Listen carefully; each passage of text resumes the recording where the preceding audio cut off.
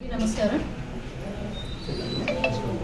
ఈరోజు నేను మాట్లాడాలనుకున్న ముఖ్య ఉద్దేశం ఏంటంటే, నిన్న వైఎస్ఆర్సీపీ నాయకులు కొంతమంది పెద్ద నాయకులు కొంతమంది ఆడ తిరుపతిలో రోడ్లపైన పాపము పడుకొని ఏదో ధర్నాలు చేసుకుంటా గోశాల గురించి గోవులు చనిపోయాయి అని చెప్పి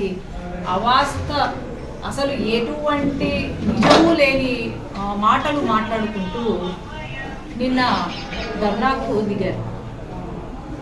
మరి 5 సంవత్సరాల కాలంగా సనాతన ధర్మం గుర్తుకు రాలేదు, మేము హిందువులము అని గుర్తుకు రాలేదు. కానీ ఇప్పుడు మరి రాజకీయము చేయాలని చెప్పి దేవుణ్ణి అడ్డం పెట్టుకొని రాజకీయం చేస్తున్నారు. ఏమంటారు, అసలు భూమన కరుణాకర్ రెడ్డి గారు ఆయన 5 సంవత్సరాల కాలంలో ఏం చేశారండి? ఎన్ని స్కాములు బయటపడ్డాయి, రిపోర్ట్లు ఉన్నాయి. రిపోర్ట్లలో దాదాపు ప్రతి సంవత్సరం 1,30,000 రూపాయలు అనవసరంగా ఖర్చు పెట్టారు, వేరే దానికి ఖర్చు పెట్టారు అని చెప్పి రిపోర్ట్ వచ్చింది. అట్లాగే టీటీడీ దేవస్థానం నిధులు ఏవైతే ఉన్నాయో, డబ్బులు ఏవైతే ఉన్నాయో, హుండీ డబ్బులు ఏవైతే ఉన్నాయో అవి అన్నీ కూడా డైవర్ట్ చేస్తున్నప్పుడు వీళ్ళకు గుర్తుకు రాలేదు సనాతన ధర్మం గురించి. అసలు రాడికల్ సంస్థలో ఉంటూ భూమన కరుణాకర్ రెడ్డి ఒకప్పుడు వెంకటేశ్వర స్వామి నల్లరాయి చెప్పుతో కొడితే ఏమవుతుంది అన్న వ్యక్తి నిన్న బొట్టు పెట్టుకొని ఏదో నేను హిందూవాదిని, హిందుత్వ సనాతన ధర్మం అని మాట్లాడుతుంటే మరి చాలా విచిత్రంగా ఉంది. మరి రోజమ్మ పాపము చెన్నైలో ఉండే కదన్నా, మొన్నటి వరకు చెన్నైలో ఉండే. ఆడ రాజకీయం చేయాలా, ఆడ చీఫ్ మినిస్టర్ కావాలని కోరుకుంటుందంట ఆమె. మళ్ళీ ఆలవేసాడని ఇక్కడ తిరుపతికి వచ్చి పాపము ఆడ చీఫ్ మినిస్టర్ కాలేకపోయినట్టుంది.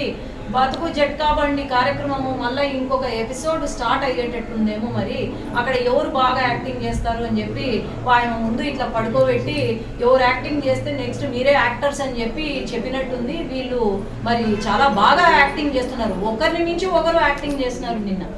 మరి అసలు వీళ్లకు నాకు తెలిసి భూమన కరుణాకర్ రెడ్డి గారి కూతురు కూడా ఆమె పెళ్లి కూడా క్రిస్టియన్ మతానికి సంప్రదాయానికి సంబంధించిన పెళ్ళే జరిగింది. నేను క్రిస్టియన్ మతాన్ని నేనేమనట్లేదు, కానీ ఈయనకు ఏం మాట్లాడుతున్నాడు, అసలు వాస్తవాలు మాట్లాడుతున్నాడా లేదా అని చూసుకునే ఇది లేదా? అవన్నీ అసలు రాజకీయాలు చెయ్యాలి అనుకుంటే చెయ్యండి, రాజకీయాలు తప్పులో లేకపోతే ఏదైనా సమస్యల గురించో పోరాడండి, కానీ రాజకీయాలలో దేవుణ్ణి మాత్రము ఇన్వాల్వ్ చేయొద్దండి. దేవుడితో రాజకీయాలు చేస్తే నాశనం అయిపోతుంది.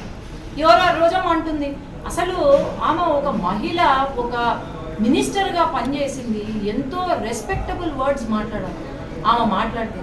నిన్న కూర్చొని చిన్న బాబు పవన్ కళ్యాణ్ గారి కొడుకు పైన కూడా ఆమె కామెంట్ చేస్తుంది అంటే అసలు అందరు అంటున్నారు అసలు ఆమె మహిళనా అని అంటున్నారు.